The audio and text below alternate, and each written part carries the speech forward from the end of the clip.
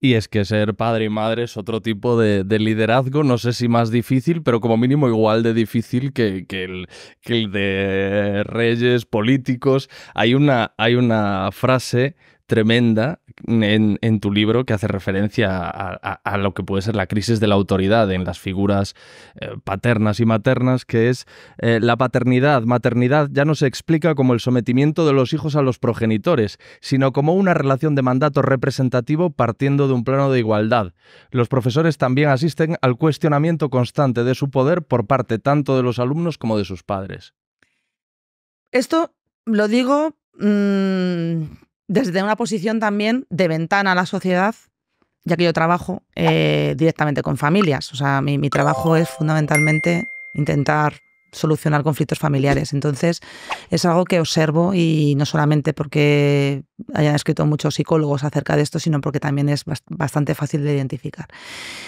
Hemos pasado, como hablábamos antes, de esos padres a los que se ha llamado usted, que yo creo que formaba parte de una cultura muy patriarcal y muy arcaica, y en aquella época, bueno, yo soy de una generación más joven, mis padres yo no lo he llamado usted, pero bueno, sí que había esa, bueno, supongo que también en tu generación, tus padres serán, pues eso, como alguien a quien idolatrar de alguna manera. Todos queríamos contentar a nuestros padres, no defraudarles. Nos habían pagado unos estudios, pues queríamos que vieran que estaban bien aprovechados. O sea, esa necesidad constante de aprobación de tus padres, de lo que hacías.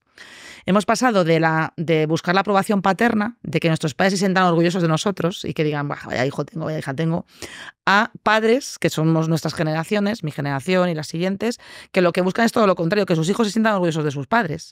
La aprobación filial. Aprobación filial. Entonces, claro, es muy complicado que tus hijos te aprueben, en primer lugar, porque no tienen madurez para aprobarte. Para eso está la educación.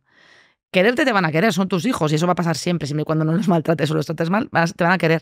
Se confunde el amor con ese reconocimiento y claro, y se confunde el que el hijo se enfade contigo porque le prohíbes cosas o porque le dices que tiene que comer espinacas, con que te deja de querer.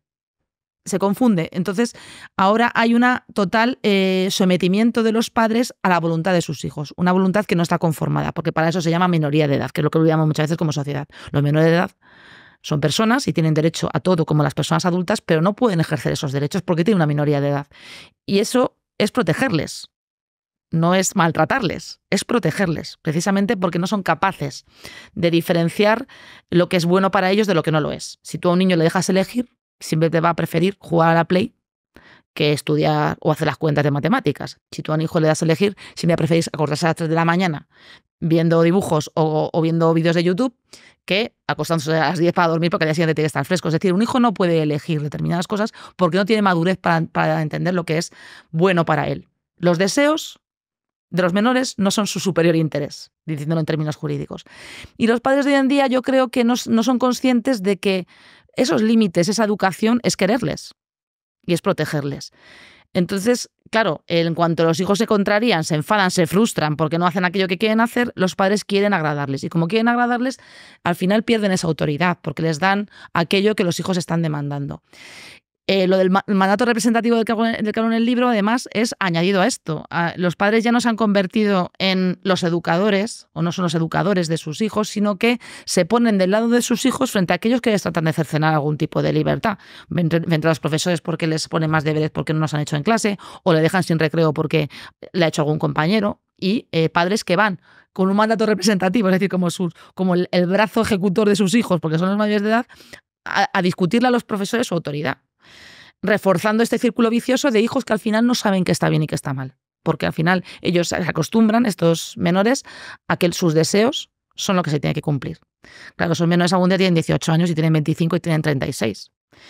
Y a los 26, a los 35, a los 25, a los 36, no consigues lo que quieres. El mundo no te da lo que tú crees que te mereces.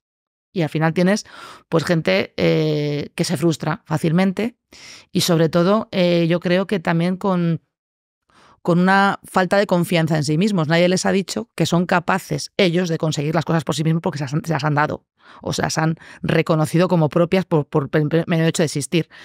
No les han permitido ganarse las cosas por sus propios méritos. Entonces, al final, yo creo que esto es un déficit de educación que creo que es una suerte de abandono del menor en manos del nada, porque yo creo que tiene que haber también una capacidad de coartar ciertos derechos de los menores en su beneficio por protegerles y por hacerles bien. Y sobre todo necesitan una figura de autoridad en casa y en la escuela también para que forjen su autoestima. Es decir, yo entiendo que a esas edades necesitan figuras que refuercen lo que hacen bien, que les hagan saber, oye, vas por el buen camino, pero también para que te refuercen lo que haces bien, tienen que señalarte lo que estás haciendo mal. Porque si no, no hay refuerzo. Es que todo lo que haces tú lo haces de la leche, y si el profesor dice que esto está mal, ni caso al profesor porque no tiene ni pajolera idea, porque tú eres la hostia. Y por comparación.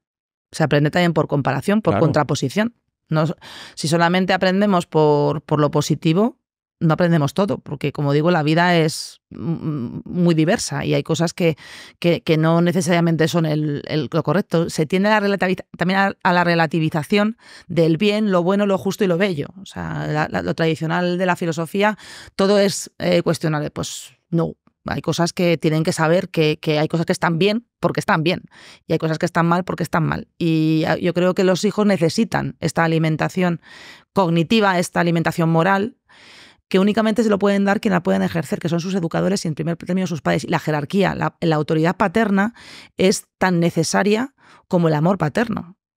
Solamente nos quedamos con el amor, pues el amor también tiene una fase, una parte que también es la autoridad y es la dirección. Esas, como digo, son personas que no están formadas, no diferencian las cosas, y este abandono de la responsabilidad parental y delegar en otros, que sean los que al final se ocupen de los hijos, al final deja a estos hijos en una situación de inseguridad y sobre todo de falta de autoestima, que es lo que estaba diciendo. La autoestima se forja también del conflicto y de la autoconciencia de aquello que hacemos mal. Pues si yo sé que esto lo hago mal, una de dos: o dejo de hacerlo porque no se me da bien, es decir, yo puedo querer ser tenista, que soy nefasto y por tanto tengo que aprender que se me da mal. No puedo alcanzar mis sueños siendo tenista, pues no, tienes que tener unas cualidades, pues con esto, con todo.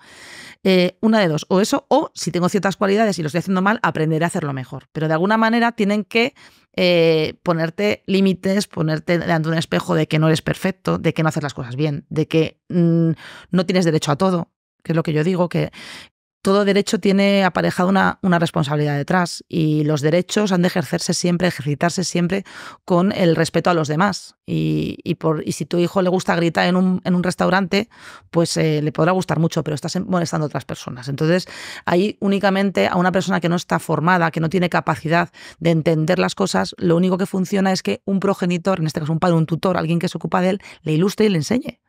Y yo creo que estamos abandonando un poco como generación la educación a través de la jerarquía. Educar es muy cansado. Es muy cansado y al final y muy difícil. Y no existe una norma que te dé la base para la perfección. Pero yo creo que se está cayendo un poco en la laxitud en este sentido. Quiero subrayar lo que has dicho.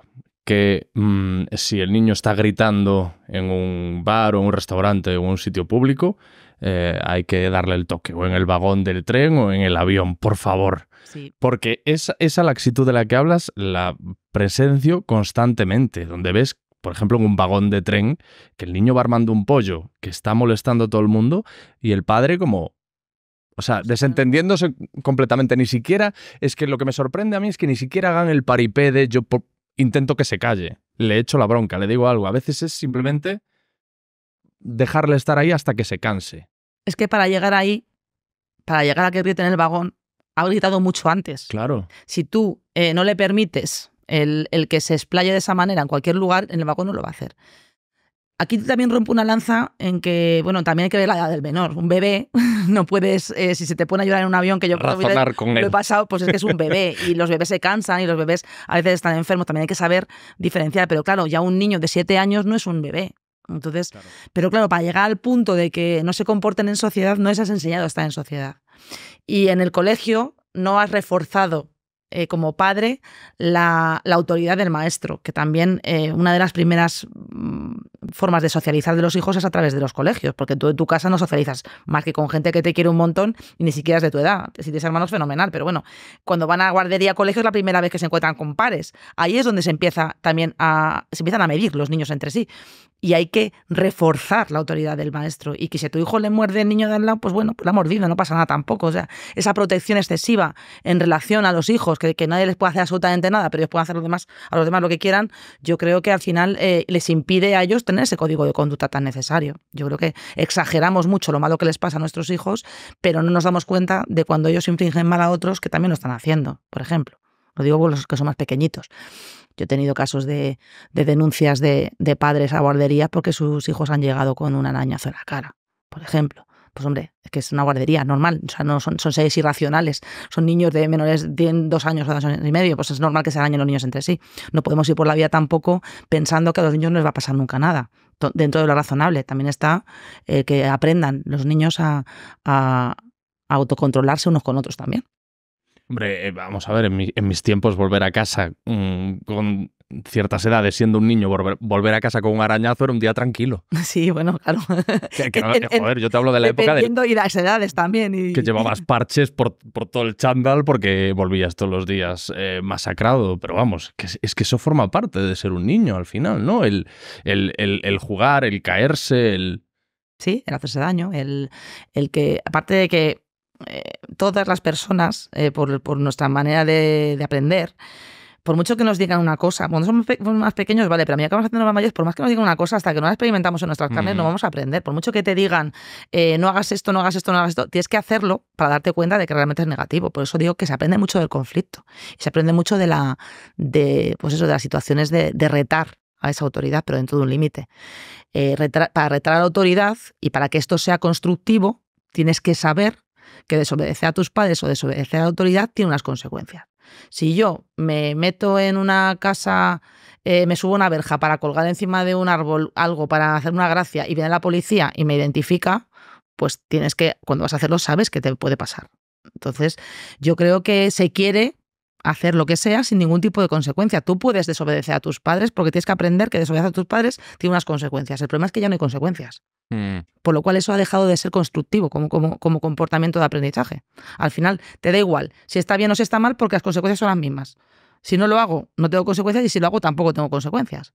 Entonces, por eso es por lo que yo creo que se está abandonando un poco esta manera de aprender y sobre todo de crear ciudadanos que creen que tienen derecho a todo.